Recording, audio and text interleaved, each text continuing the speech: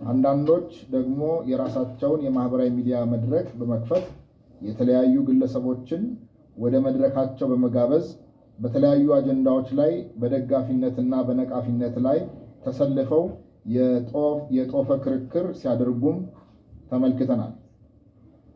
ዘርፉና የመገናኛ መድረኩ የራሱ የሆነ የአጠቃቀም መመሪያ ያለውና በጥብቅ ዲሲፕሊን እንዲመራ የሚጠበቅ ቢሆንም እንኳ አንዳንድ ግለሰቦችና ቡድኖች መድረኩን ከዓላማ ውጭ ለሆነና ለግልና ቡድናዊ ፍላጎታቸው መጠቀሚያ በማድረግ በተለያዩ ሃይማኖት ወይንም እምነት ተከታዮች መካከል መተማመኑና መከባበሩን የሚሸረሽሩ ይዘቶችን ክብረ ነካዊ በሆነ አቀራረብ ግልጽ ጥላቻን የሚሰብኩ ልምምድ ከጊዜ ወደ ጊዜ እየተባባሰም ይገኛል።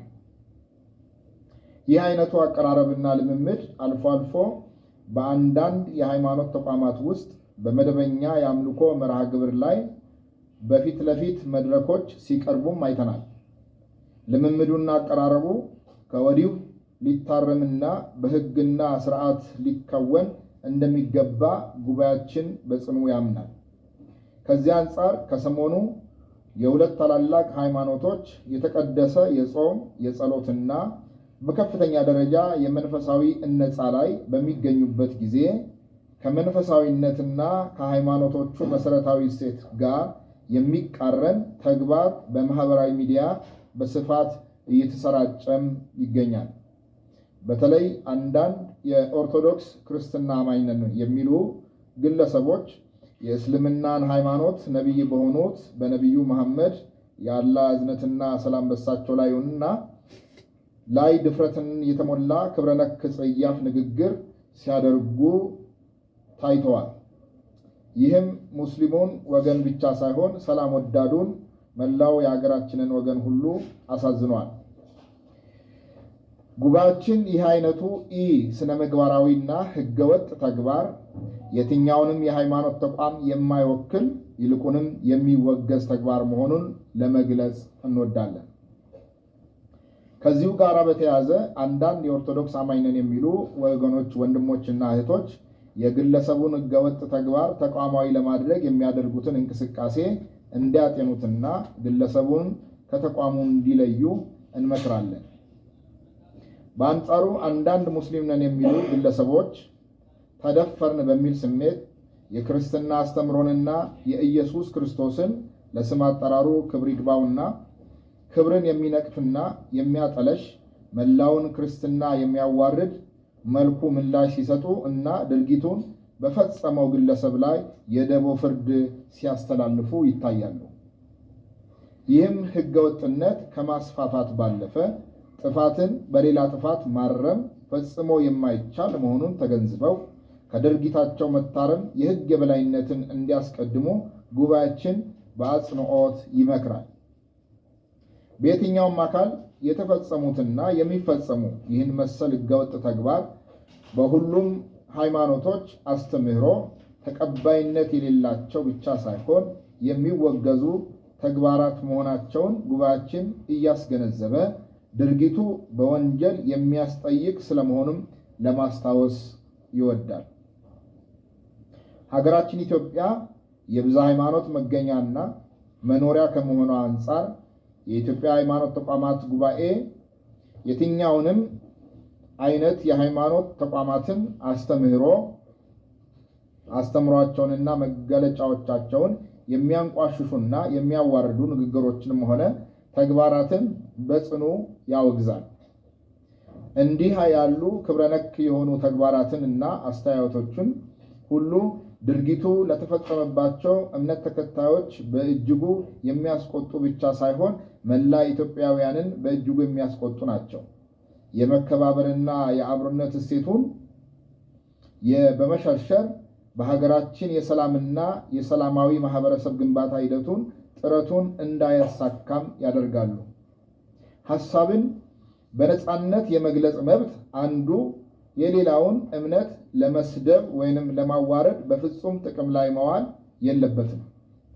የእምነት ነፃነትና የማምለክ መብት ለሁሉም ማህበረሰቦች የተጠበቀ ሲሆን ይህ መብት የሌሎችን አማኞችን መብት በመጋፋት ስሜት በመንካት ለጠብ መነሳሻነት ሲውል በዝምታ ሊታለፍ አይገባውም።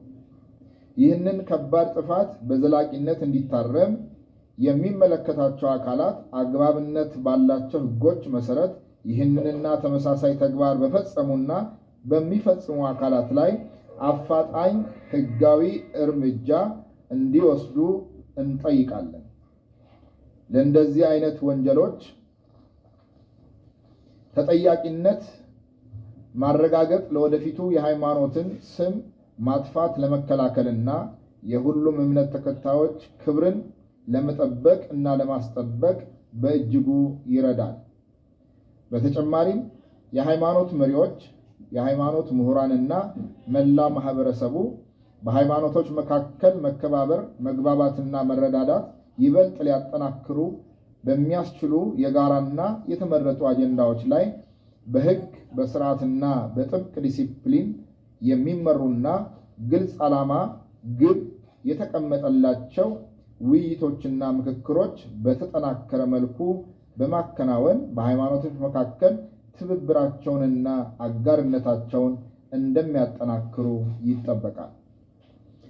በቅርቡ ጉባኤያችን ወቅታዊ ሀገራዊ ሁኔታውን በመዳሰስ እና በመተንተን ሀገራዊ አውዱን እና ተግዳሮቶቹን ታሳቢ በማድረግ እንዲሁም ተቋሙ ብቁና ተወዳዳሪ እንዲሆን ለማስቻል የመተዳደሪያ ደንቡን አሻሽሏል።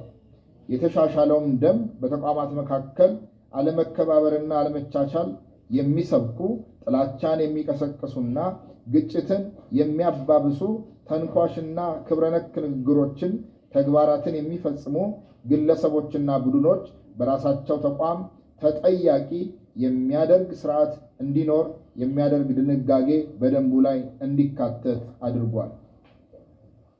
የችግሩ ስፋትና ጥልቀት እየጨመረ ከመምጣቱ ጋር ተያይዞም ችግሩን በዘላቂነት ለመፍታትም ከአባል የሃይማኖት ተቋማት የሚወከሉ የሕግና አግባብነት ያላቸው ባለሙያዎች የሚካተቱበት ተከላካይ ግብረ ኃይል አደረጃጀት በጊዜያዊነት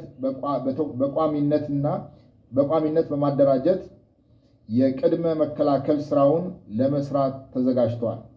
ወደ ስራም ገብቷል።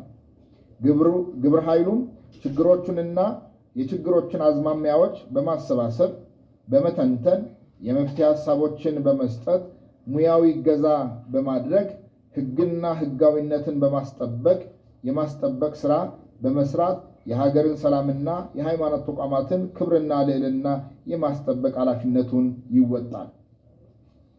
የሁለቱም እምነት ተከታዮችና አማኞች በማህበራዊ ሚዲያ ባላቸው አሉታዊ ዘመቻና በተፈጠረው ወቅታዊ ችግር ሳይረበሹ የጾም፣ የጸሎት፣ የንስሐና መሰል ተግባሮቻቸው ላይ እንዲያተኩሩ ጉባኤያችን ይመክራል።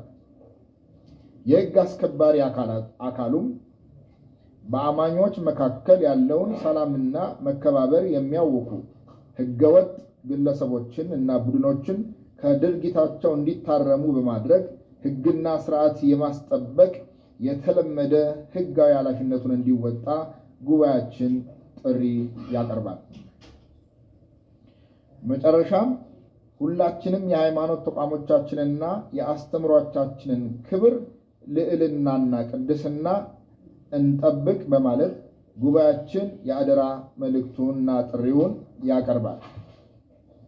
ለመላው የሀገራችን ሙስሊም ማህበረሰብና ለኢትዮጵያ ኦርቶዶክስ ተዋሕዶ ሃይማኖት ተከታዮች መልካም የረመዳን ጾምና መልካም የአብይ ጾም እንዲሆንላችሁ እየተመኘን መልካሙን ነገር ሁሉ እንዲገጥመን በጸሎታችሁ ለሀገራችን ሰላም መስፈን ሚናችሁ እንድትወጡ በዚህ አጋጣሚ ጥሪ ለማቅረብ እንወዳለን።